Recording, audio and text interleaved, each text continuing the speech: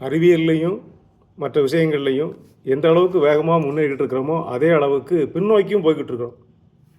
மூட நம்பிக்கைகள் நம்ம நாட்டில் இன்னும் ஒழிஞ்ச பாடு இல்லை. கடவுள் இல்லைன்னு யாரும் சொல்லலை, கடவுளை நம்பக்கூடாதுன்னு யாரும் சொல்லலை. கடவுளை நம்பினார் கைவிடப்படார், எல்லாம் சரிதான்.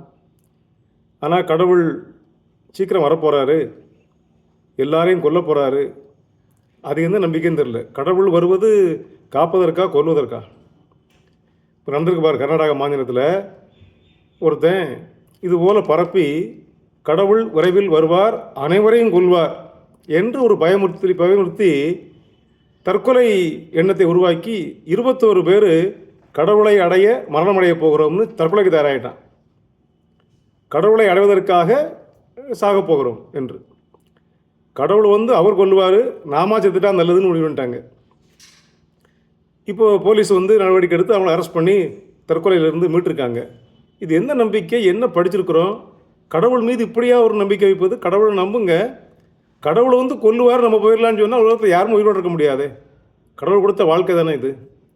இப்படி நம்பிக்கையை கொடுத்து 21 பேருக்கு தற்கொலை உணவை தூண்டிய ஒருத்தன் பேர் துக்காராம்னு பேர். சிரிப்பாக இருக்க, முந்தி ஒரு பக்கத்து துக்காராம் இருந்தார். இப்போ துக்காராம் என்ற பெயரை வைத்துக்கொண்டு அவன் ஒரு கிறுக்கனாக இருப்பான். அவனுக்கு இன்னும் தெரியல, புத்தி பதிலிச்சு போய் இப்படி முந்தி அமெரிக்காவில் நடந்ததாக சொல்லுவாங்க. ஆயிரக்கணக்கான பேரை பறி கொடுத்தான் ஒருத்தன் சாமியார்னு சொல்லி. ஏன்னா செத்துப்போ சாமி வருவா இன்னும் பயங்காட்டி தற்கொலை எண்ணத்தை வளர்த்துட முடியும். மனுஷன் மனம் தானே, மனதை நம்ப வைப்பது ஈஸி தானே. இப்படி நடந்துக்கிட்டே இருக்கு நாட்டில்.